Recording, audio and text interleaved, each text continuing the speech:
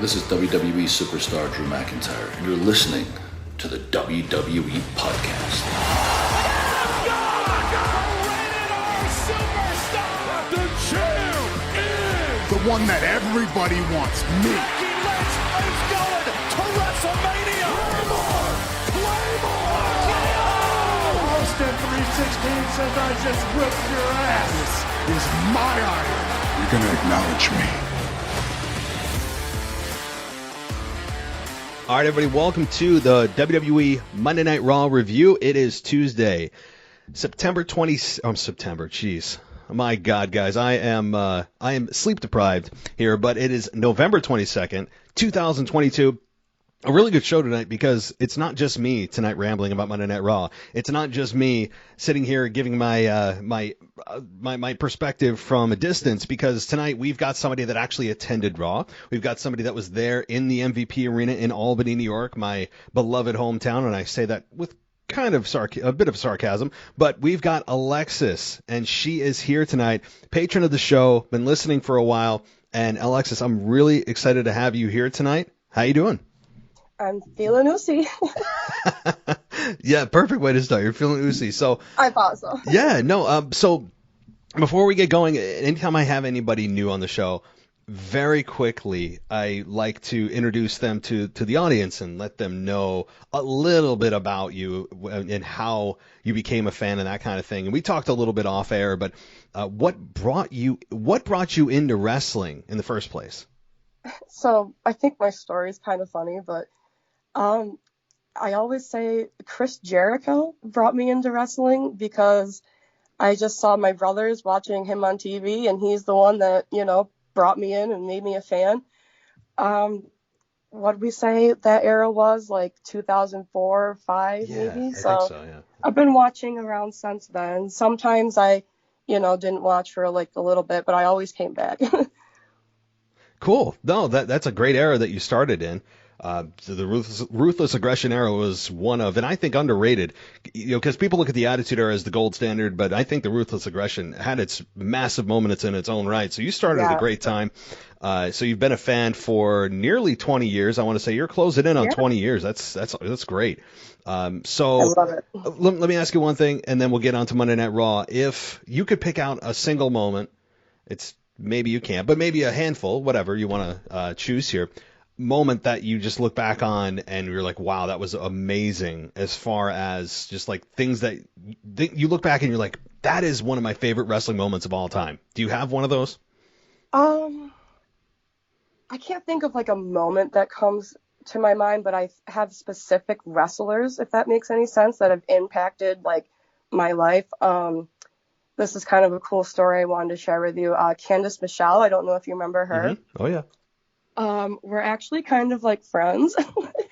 I ended up like talking to her online because I got a Candice Michelle tattoo, and she loved it. And she actually messaged me right before Raw and was like, hope you're having a great night. And yeah, her whole journey was really inspiring. And Eddie Guerrero, like there's just so many, like, I don't know, all of like my favorite wrestlers, like, just make moments for me because they're my favorite, if that makes any sense. No, I've never had anyone answer that way, and that's unique because typically it's a moment. It's WrestleMania 25, Taker, Shawn, like some kind of WrestleMania Royal Rumble big moment. But for you to say it's the wrestlers themselves that make the moments, I think is significant because it tells you that you're connected to that particular wrestler in some kind of way. You relate to that person, and they're the ones that, no matter what they're doing, it seems as if you connect in a deep way, and that's awesome. So,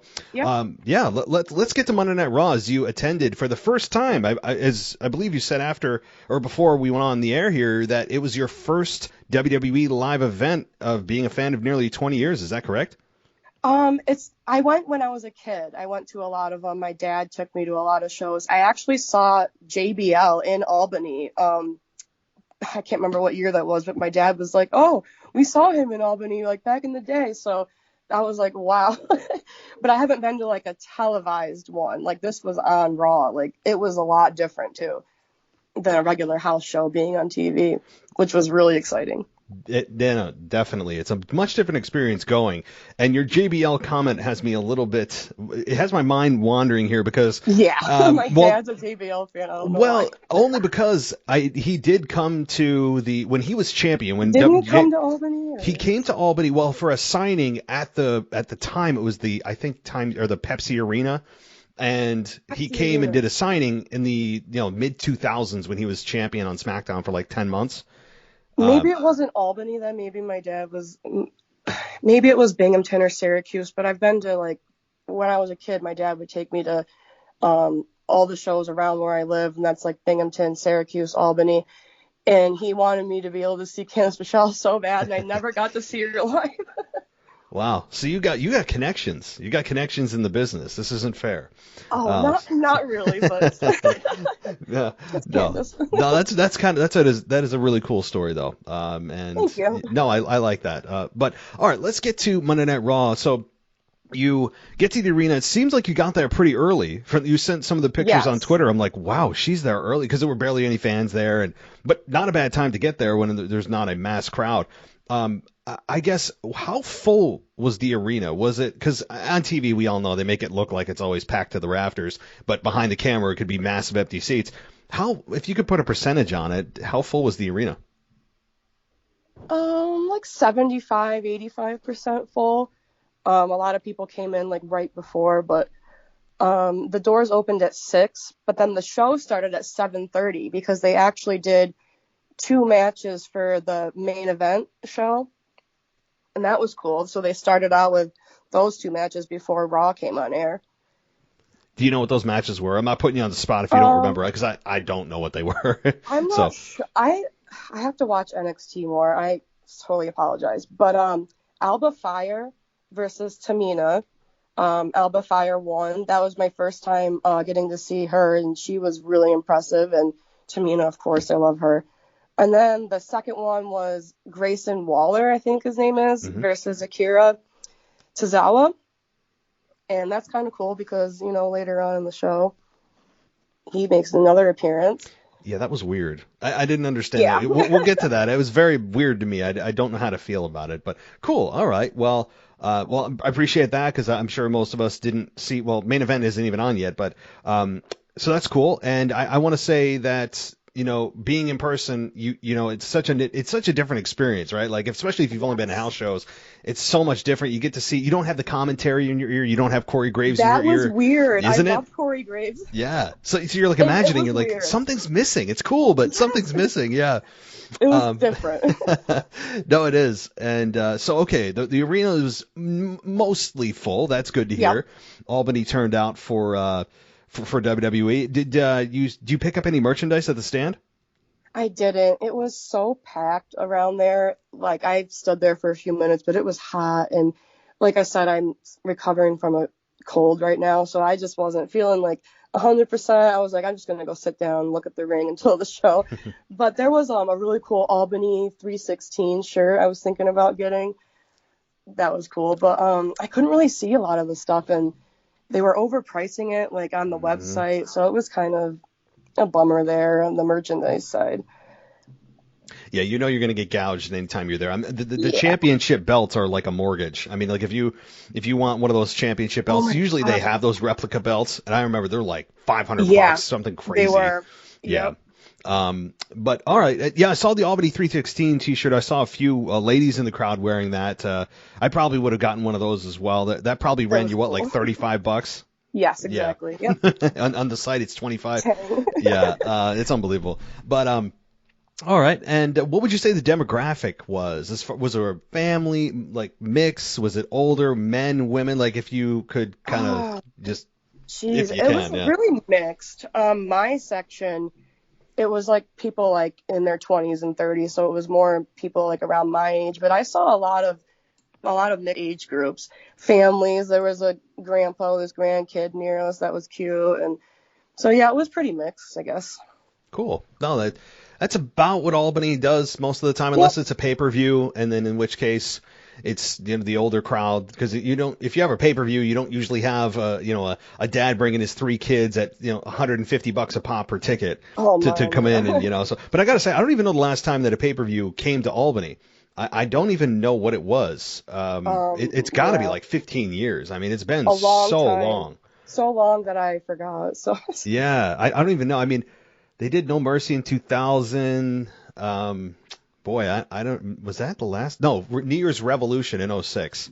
New Year's. I think that's when Edge won his first championship, cashing in on John Cena. I think that is the very first one or the last one. So if I'm correct, it's been 16 years. So that's listen up, WWE. It's time. We're due. Please come to New York more, because I know. Well, they make the rounds here. They do. It's just sometimes I was fortunate enough. This was part of my Christmas gift. So. Oh, well, Santa was good to you this year already. My boyfriend, yeah. Cool. All right. So the show opened. Kevin Owens seemed to get a really nice pop from the crowd. Yes. I mean, it. Would you say he was the biggest pop of the night? Yes. Yep.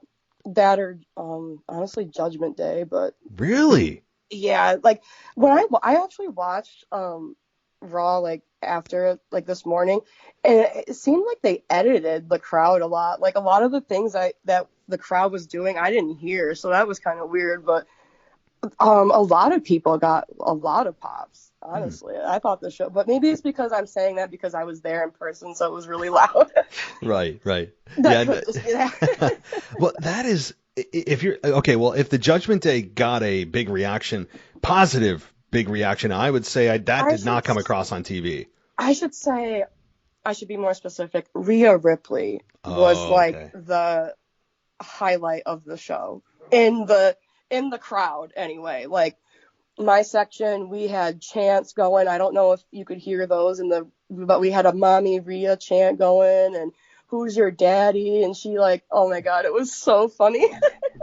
I heard the who's your daddy and she was like, she reacted to that. Yeah, she pointed at herself. Yes, I did hear that. That was my section. Really? Yes. Oh, congratulations, guys. Yeah, that's really cool. That came across very audibly on TV, so that was good. Cool. But Kevin Owens comes out. He has a promo about why he joined the War Games match, and then he focused on taking out Roman Reigns. That's the reason that he said he was there. That brought out the Brawling Brutes and Drew McIntyre. The Judgment Day then came out to tell the Brutes and McIntyre to head back to SmackDown or show them some respect. This led to the first match of the night, of course. So before the match, did you have any reaction to the Brawling Brutes and Drew McIntyre coming out and that very beginning of the show? I was so excited to see SmackDown stars on Raw, Drew McIntyre specifically because I love him. But that was awesome to see. I kind of thought like, ooh, is the Bloodline going to come out next year? But no, just a couple SmackDown people went. But that was awesome. I didn't expect to see them. So that was like the coolest part of the night. Yeah, you guys got a nice hot open. I mean, it was. Oh yeah. You talk about star power. Yeah, Yep. it was a big. I mean, outside again of the Bloodline being there, you got their top their top stars in the beginning of the show. So that was great, and it got you guys all riled up. And in the very first match here, we got the Brawling Brutes winning. And what did you think of that match here with the Brawling Brutes? It was very impressive. The crowd was active through the whole thing. The biggest pop of that match was Dominic, honestly. Not pop, I should say, but he got booed so bad every time he came out. I actually couldn't hear what he was saying on the microphone because the crowd was booing him so bad, and that was really neat to experience in person because you hear those boos on TV. Man, it's way louder in person. And him like running away from everybody in the match. Oh, it was so funny. It was entertaining, the whole match. Yeah, that is, and I was waiting for when Dominic was cutting his quick promo about his dad being a deadbeat dad. That made me laugh. Yeah, I could barely hear that. It was, and every time, it was so many boos. It was so loud. I can't even describe it. That's encouraging to hear, because I thought you guys were going to drown him out like other crowds have, where even at home you could barely hear what he's saying. But if I believe you, maybe they were messing with the volume. I don't know. But yeah, you could hear boos, but it wasn't overwhelming. So well, that's good. yeah, no. But that line made me laugh. But the Brawling Brutes defeat the Judgment Day here. Sheamus pinned Dominic Mysterio with a brogue kick, and the Judgment Day end up losing here. But again, I thought the match was fine. I don't know. I mean, it seemed like a pretty good match that hyped up their War Games match with the Brawling Brutes. Of course, Bloodline isn't there, but the Judgment Day and Finn Balor and AJ Styles are going to go at it on Judgment Day, or at the Survivor Series pay-per-view. The next match, which was not on Hulu, and apparently WWE felt it wasn't as important to put on there, is Omos versus Johnny Gargano. And Omos beat Johnny with a choke slam. And what did you think about this match? Because, I don't know, it seemed kind of like a throwaway match. I saw it on the back end after Hulu decided to cut it. But I don't know, was the crowd invested in this matchup at all with Omos and Johnny Gargano? No. It was just like funny, I guess. There was one, I don't know if you could see it on TV, where he picked it, and he palmed his head and picked him up, and that was kind of really crazy to see in person. Seeing Omos in person, how big he is, was kind of, but that was about it. It was really short. My cousin went to the bathroom during this match, so it was, I don't know, I didn't care for it. I was excited to see Miz, honestly. I love The Miz just because, he's been around for so long. I think he's entertaining. So I was excited to watch Miz wrestle, and then he didn't. So that was... Well, he injured his hand filming a TikTok. I mean... Yeah, his cactus, yeah. That was hilarious. No, I'm with you. I know, watching this just made me a little bit disinterested. I mean, Omos is just going to get win after win after win here. I'm not interested in him at all. I'm sorry. He's got the size. He's got that presence about him, but... True, but you need more than that. Oh, yeah. You need layers, Right, exactly. I mean, he get that size and look gets you in the door, but what keeps you here and brings you to that next level is the personality, is your promo, is your continued in-ring improvement. And right now, it's just kind of like the same old Omos, right? I don't know. I think he's better than he should be. For his size, he shouldn't be as good as he is in the ring. So you have to look at it through that lens. He's putting in the work, yeah. Oh, yeah, definitely. I kind of thought Gargano would win, though, because of losing to The Miz. It was kind of embarrassing for, him. So I thought he would win this week, but oh well. I want to see what they do with Johnny Gargano, because I don't like what they're doing with him right now. It's weird. It's very weird. He's being the truth police with The Miz and but why? I don't know. I don't know. He's trying to be like the moral compass of Raw, and it's like, dude, just can you find something else to do? Yeah, This is a weird spot for him. I agree. Yeah. But hopefully after Survivor Series, this whole thing goes to an end and Johnny can actually do something, wrestle. Johnny Wrestling needs to live up to his name and find an opponent that he can have great matches with. But all right, the next match also was not on Hulu, but I still did see it. Matt Riddle and Elias defeat the Alpha Academy, and well, let me get your take first. Hold on, I'm looking at my notes real quick. Sure. Because I have before, you said Alpha Academy versus Elias, but then, okay, never mind. So Riddle hit Chad Gable with a floating bro. That's how it ended. And what is he? What's he saying? He said Chad Gable sucks. My boyfriend's here. We work together. He wanted Chad Gable to hear him say that really bad last night. Yeah. This match, though, was the only match that had a "This is awesome" chant. Oh, really? Yeah. Was it kind of in a ironic way, or people really meant it? Both, I think. Really? Yeah. Elias kicked butt. He was doing he did a lot of that work. It was pretty impressive. Elias was cool, and I get a kick out of the Alpha Academy. So I think everybody else kind of got like the same vibe. Riddle didn't come out with his bongos, thank goodness. Right. Yeah, no, I'm ready for Riddle to do something else too. He's been lost. Yep. He's been a lost puppy since Seth Rollins and his program just disintegrated. He needs to find direction, and I don't know if he's waiting for Randy Orton to return or whatever. If Randy Orton returns. Yeah, I keep hearing things too. I know. Maybe that's just like, purposefully nonsense, like with the Kevin Owens thing. I mean, I didn't think Kevin Owens was coming back. And we were like, oh, he's injured. 6 to 8 weeks. Yeah. So, I think some of this could be leaked purposely by WWE. Okay. And they're trying to skew us. Not all the time, but maybe. So, yeah. But I think Riddle right now is just kind of like, I don't know. He's always really good in the ring. I didn't get a sense that Albany was overly enthusiastic about Riddle. Like you guys gave him warm reception, but it didn't seem like he was, a hometown hero. No, I even chanted for Riddle though. Every time, everyone's like, bro. Mm-hmm. That chant was fun. And like I said, it was the only match of the night that had a "This is awesome" chant. I can't remember when we started doing that, but yeah, that was a very exciting match. I was surprised. Well, they made the most out of their minutes. I mean, for a cold tag match that has nothing to, no real story, just to put 4 guys in there, I think was, it was impressive to be able to pull the crowd in and get a "This is awesome" chant from nothing. Yeah. So that I agree with that. And I don't even know the last time the Alpha Academy got a victory. That's kind of a sad thing too. Like the Alpha Academy continues to lose. I know your boyfriend doesn't like Chad Gable, but at the same time, I like him. I think he's underutilized for sure. Yep. He's very good in the ring. Agreed. I think. Yeah. I love guys that are good in the ring regardless. So. Yeah, it's there's definitely more they could get out of the Alpha Academy other than being kind of their in-house enhancement talent tag team that just puts over everyone else. But all right, the next matchup we did get on Hulu, the Drew McIntyre defeating Baron Corbin. He hit him with a Claymore. This is now. I'll give you my quick thoughts on this, and I'll toss it to you.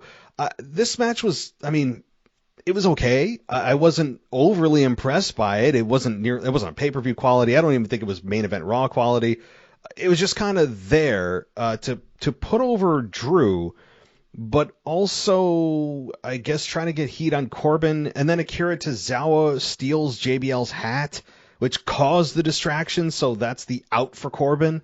I didn't really understand this. I don't understand Drew McIntyre picking a fight with Corbin when he was playing poker with JBL backstage. That didn't make sense to me. It's like they just didn't know what to do with Drew. They needed to put him in a match, so they put him in there with Baron Corbin.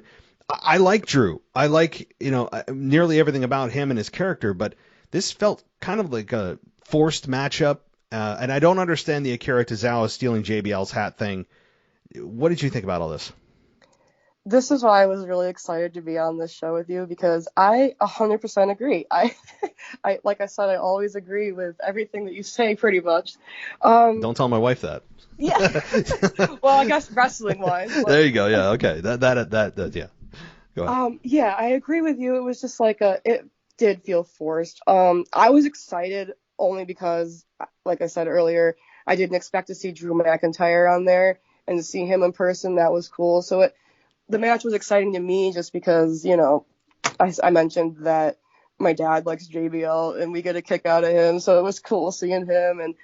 But other than that, yeah, it was, my section again was chanting at Baron Corbin, and he reacted with our section a lot. I don't know if you could hear it, but we were chanting, "You can't wrestle." Like, even though he can, I think Baron Corbin's great in the ring, but it was so funny because Baron would keep looking over at us and pointing, and oh my god, "You suck" chants. And so he's trying to be the biggest heel he can be right now, and I guess that was working for him. But other than that, I don't know what Corbin is though. Like, he's not the lone wolf. He's not Constable Corbin. He's not the bum ass Corbin. He's not Happy Corbin anymore. He's boring Baron. Like, it's like without JBL, I mean, I don't even know how much JBL is even helping. I don't feel like the JBL connection's working. I feel like there's no chemistry. Like, what they're trying to do, I know what they're trying to do, but it's not translating. I don't think it's working. Yep. Corbin he has the same entrance minus the happy word, and I don't know why I should hate him other than just, well, it's Baron Corbin, he's boring. Like, I don't know. I don't know what to feel. But yeah, the Akira Tozawa thing, I don't understand.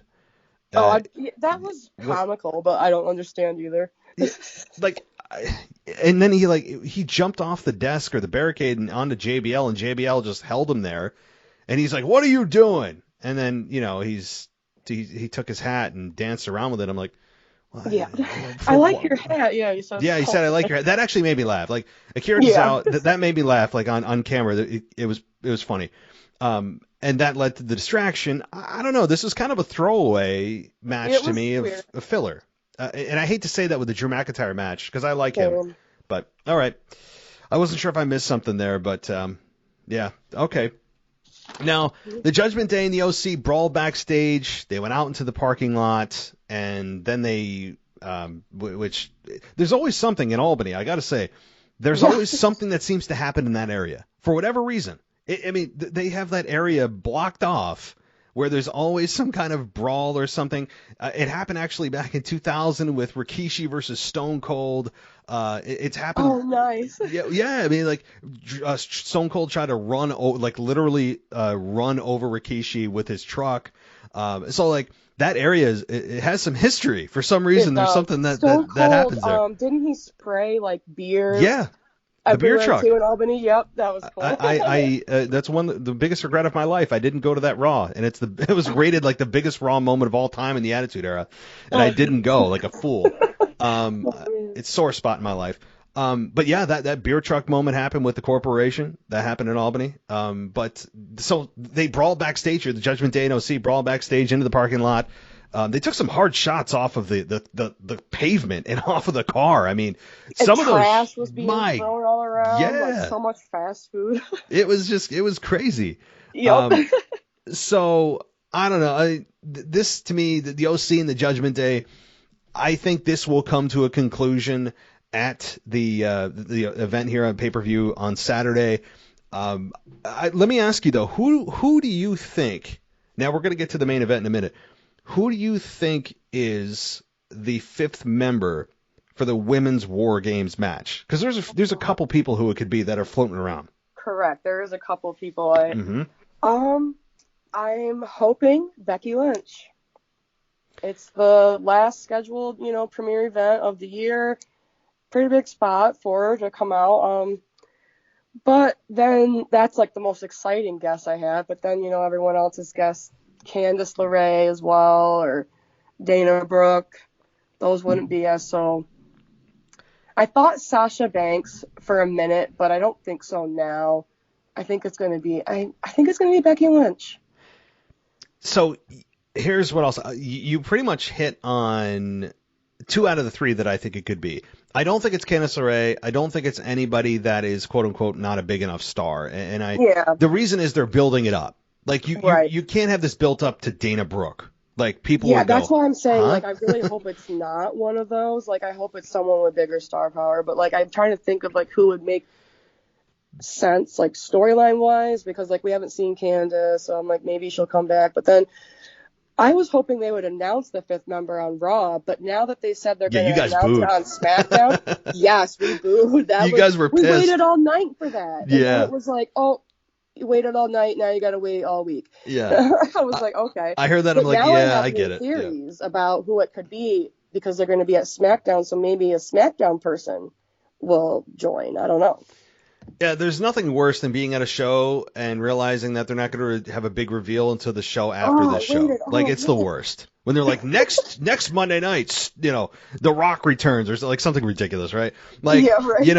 I mean, there's nothing worse than that. So I totally agree, and I understand why you guys booed. It was audible. I mean, like I heard him, like, yeah, I get it.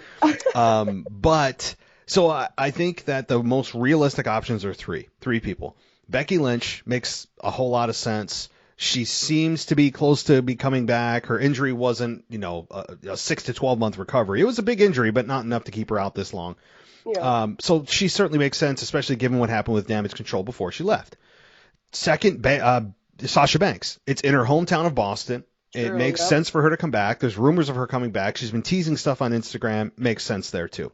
The third that I haven't heard anyone talking about is Beth Phoenix. And given what happened with Rhea Ripley and the Judgment Day and herself, I think she could be a potential fifth person to join the group to oppose Rhea Ripley. So those are my three. I don't see anyone outside of that. I don't think Charlotte would be a fifth. People I don't think would be super excited about that. I think that doesn't make sense for Charlotte's character and all that. But yeah, so outside of those three, I can't see anybody else. So I have one more suggestion, and that would be Liv Morgan, because like I said, since they're going to SmackDown to make this announcement, maybe Liv joins them, since her new character is about like being extreme, and now War Games is extreme, I guess. So maybe, I don't know. I'm just throwing stuff out there. No, it makes sense, except here's the thing. They don't have a brand split. Like, they pretend they do and they don't. Yeah. Like, they announce things that happen on SmackDown on Raw and Raw on SmackDown, and people cross brands for no reason, and no one says anything. So I've given up the fact that they have a brand split. They only have a brand split when they want to, and then they don't when they don't want to. Like, it's all out of convenience. So, yep. But yeah, all right. Well, let's continue here. Rhea Ripley and Asuka was the main event. Rhea does defeat Asuka here with Riptide fairly clean. It wasn't a kind of screwy finish. It seemed fairly clean, which was surprising. But after that, it was just a big brawl. I mean, it was just a massive brawl between Damage Control and Bianca Belair and Alexa Bliss. And I'll ask you kind of a two-part question. After the brawl, what happened? And because that's what they basically faded to black during the brawl, but also the promo that they cut, before all this match happened, with Bianca and Asuka and Alexa in the ring. That was an awkward promo to me. I don't know. It did not come across well on camera. Not that the crowd booed, but it just was. It felt very. It just was like scattershot. It was weird. Yeah, it was off. Alexa, honestly, in my opinion, looked really bored and tired and like not interested. And I was so excited to see Alexa. I mean, we have the same name. Come on, like I just love her so much, and she just looked like not into it. And then I think just everybody at that point, once they said, "Yeah, we're not announcing who our member is," just the crowd just lost interest, like until Rhea Ripley came out. But right, yeah, it was just. Yeah, no, I that promo, and I just watching it, I kept waiting for the promo to pick up pace or to end with some big conclusion or whatever, and it's like, yeah, we're not going to tell you who the fifth member is till SmackDown. Sorry, guys. And then like there was no. It felt like it didn't have direction. It's like, here's a bunch of bullet points to hit during your promo. They hit it, but the flow of it was kind of all over the place. And yeah, you're right. Alexa does, even her body language screams bored. Like, hey, I don't want to be doing this. That's what it felt. Yeah, that's a good point. And my thing in wrestling is like, if I can see that you don't care, then why should I care? Yeah. That's why I like characters, that make me invest. Like. So it was just, it was awkward. Like, Asuka didn't even come out to her own entrance music, even though it was her match. She came out with Bianca to Bianca's music, and then Rhea didn't get an entrance either. Like, it was, the whole thing was weird, but the match was good. Yeah, oh, no, the match. You know that you're going to get a great match with these two. That's never the problem. But, so what happened after the brawl? What was the dark match for the night? You're probably going to hate me for my answer, but I didn't really stick around. I wanted to beat the crowd and get out as fast as I could, but it wasn't really like, I was kind of like looking back, like as I was walking, but they kind of just like refs came out and then kind of just shoved them all back into so it wasn't really like, we didn't miss a whole lot after, because I was like trying to watch, like, oh, are they still out here? And they were just like kind of just like brawling, and then the refs just pushed them back, and I was like, oh, okay, we can leave now. Okay, all right, no, it's fine. I'm with you too. I'm the person that does leave before the show's over. I mean, I do that with concerts. If I'm going to like a music, some kind of concert, I'm like, I'm getting the hell out of here. I don't care if they're screaming for an encore. I'm getting the hell out of here. That's always been my thing. I go to concerts a lot too, and I always leave like maybe 2 songs really. Just people hate me, but I'm like, do you want to sit in traffic for 2 hours? No. Like, I mean, I'm up at SPAC, which if you guys are familiar with this area, it's the Saratoga Performing Arts Center. Like, I'm up there at a concert, and it's like the worst place in the world if there's if you try to leave. So right? I'm gone. That's how most arenas or places are, Oh my God, no, it is, and so I'm with you on that. So I'm not shaming you at all for not sticking around for the dark main event. No problem there. One thing I didn't talk about that I skipped over though was the United States title debacle that's going on. Yes, I did want to talk to you about that. Austin Theory and Mustafa Ali had a match, which I thought was really good. And, there's that part of it, but there's also the Rollins promo and Lashley involved with this. I mean, you kind of take your pick where you want to, whatever avenue you want to go down here. But this was a pretty big part of Raw, too, with the United States Championship triangle here. So I got an email. I can't remember what day, but earlier in the week, and the email was like promoting, Albany and stuff. And they said they advertised the Asuka and Rhea match in this email. And then they advertised a United States Championship match with Seth, Matt Riddle, Bobby Lashley, and who was the other one? I can't remember what it was, but it was like a 4-way match. And I was like, oh my God, I'm going to see Seth. And I was all excited because I love Seth Rollins. And then they were like, oh, Seth Rollins is going to do a backstage interview. And I'm like, wait, he's not even coming out? I don't even think he was, like, there. I was like, why is he not coming out? Like, why did they advertise a match like that for Raw, but then that didn't happen? So that's, like, so I was already, like, confused when this whole thing started. Maybe it was the dark main event. I mean, it could have been. I mean, they didn't. I didn't know they were gonna do like. That's weird. Maybe they did. I don't know. Well, usually when they give you matches that are going to happen, like usually it's like one big match, which is typically the dark main event. Otherwise, they're giving away Raw. Like, you know what I mean? So the matches they promote are usually the matches you're going to see after the show's over, just for the local crowd. So that could have been it. I heard them make an announcement like the show's over, thanks for coming, and stuff like that. So I thought I was like good to leave. Maybe not. I don't know. I don't know. Maybe the card subject to change. I mean, I don't know. Yeah, that's true. Yeah. But okay, so what did you make of, and what did the crowd make of this? I mean, the Austin Theory Ali matchup, Lashley, Rollins' quick promo. How did that all come across? I'm trying to. Obviously not impressive if I can't even remember, but Bobby got mixed reaction. That was kind of cool. He got some cheers, some boos, so that was interesting. Austin Theory got so many boos, so many, especially from my section. He was another one that we upset. This is another one where I don't have a lot of what do I want to say, connection to Mustafa Ali. I'm sorry, I just don't.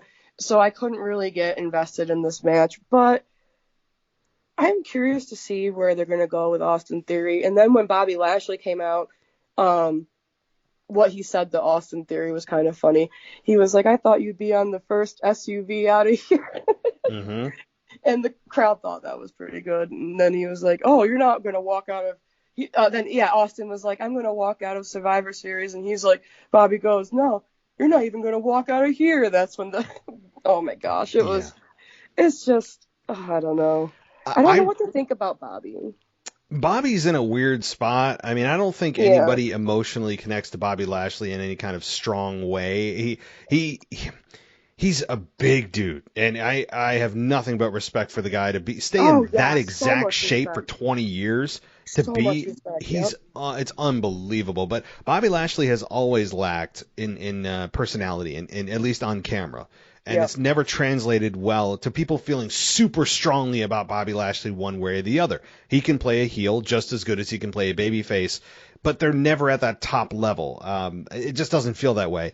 But I think he's a great addition to the roster. He's right. No problem there. But this program here with Austin Theory, I'm right now I'm loving what Austin Theory is doing as well. Like he's being reborn from the kind of privileged Vince McMahon handpicked guy to a guy that's like, no, I'm not the future this or the future that. I'm not the youngest this or that. He's shedding his skin and saying, no, I'm the here and now. I really like that.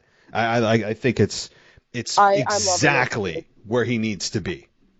He's pretty much just like, I've got nothing to lose now, so I'm going all out. He's very intense. It's going to be interesting to see where they go with it, for sure. Adding more layers and more dimension to it, it's going to be better than, what he used to be doing, like you said, with the selfies, and that was pretty annoying. I agree. And with Ali, I don't think he got much of. You guys gave him like a kind of a pity positive reaction. Yes. It was almost like Ali was trying to elicit a reaction, which is what you're supposed to do, but you guys were like, oh, all right, yay. Like it was like he had his ribs like taped up again or whatever, so he was selling that pretty good, and everyone, it was just more of like a poor Ali, like that's all I could think about. Like, it was a pity cheer. Yeah, it was just like, poor dude, like he needs something. I don't know.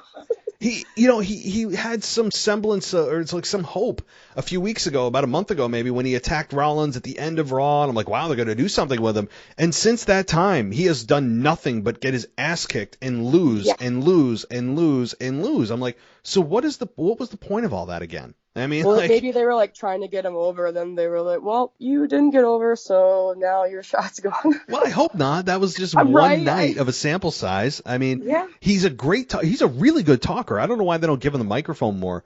Because he can cut a promo better than most people think. And it feels like they just kind of elevated him to have someone to beat up, because they can't beat up, they don't want to beat up the quote unquote more important guys. They just elevated somebody that could be, a punching bag for other guys. And I hope that's not the case, but Ali right now, it's not looking good. We'll see. Yeah. All right, cool. Well, was there anything else that I didn't go over that happened? I'm sure that, little things here and there, but anything in your notes that you're like, oh, we didn't talk about this or that just in general? Let's see. Oh, the only thing, did you know that Corey Graves has his own entrance, and he comes out like with a video and a song and everything before the show? No. What? Oh my God. I was so excited about that. It was like right after they did the main event matches with Alba Fire, and then right before like Raw came on air, he has it's like a rock kind of song, and then it says like Corey Graves in cursive with like roses, and that was cool because I was like, oh, Corey. I did not know that. Wow. I didn't know but it was kind of funny because I think it was Kevin Patrick and Byron Saxton did the commentary for the main event, but they didn't get their own entrance music, and I did not. Does not surprise me. But Corey Graves, he was a wrestler before he became an announcer. He was forced out of it, but I think that's great. Corey Graves, I think, does he get a positive reaction when he comes out? He did, yeah. Okay. He did. I don't people have mixed views about him, right? But I like him a lot. I just enjoy listening to him, and I don't know. I think he's a good. I like him better than the other guy, but. Kevin Patrick. Yeah. Mr. Not used to him yet, I guess. I don't know. I don't know. Yeah, it's such a revolving door with the other person next to Graves. How many people have we seen come and go in that position? It's my favorite's Michael Cole. But... Cole. People used to hate Cole. And I'm like, but when Cole's not there, listening to his voice and how he commentates, I don't know. It's just he's one of those guys that he's underappreciated, where when he finally does retire and doesn't do this anymore, people are going to realize how good he was, but you don't realize it in the moment how good he is because he's there all the time. So that's going to be one of those things like, oh, wow, Cole was really good. But we're not going to realize it. Most people won't until he's gone. Yep. Cool. All right. Well, I really appreciate you coming on. I'm glad that you were able to give us an in-person perspective. Certainly, it's more fun talking to somebody that was in person. Getting those little nuanced things that happen, or things that the crowd did, or what the crowd looked like, merchandise, that kind of thing, is always fun. So, when is your next? Do you have another show that you want to attend? There's they're coming to Binghamton in Syracuse. I don't know when. I think they're coming to Binghamton in January. Not sure if I'll be able to go to that one. I hope I can, but it won't be on like TV or nothing. Right. But I hope I can get to a live one again soon. Cool. They're fun. Well, don't spend $35 on a shirt. All right, like Yeah, no. it's just order one off WWE Shop. Even if you express shipped it, it's probably cheaper than I wait till they have like a sale on WWE Shop, which is usually like Mondays or Fridays. They do like a 25% or something. And Black Friday in just a few days, and then Cyber Monday. Thank So you. yeah, Nice, yeah, they usually do pretty good sales. So.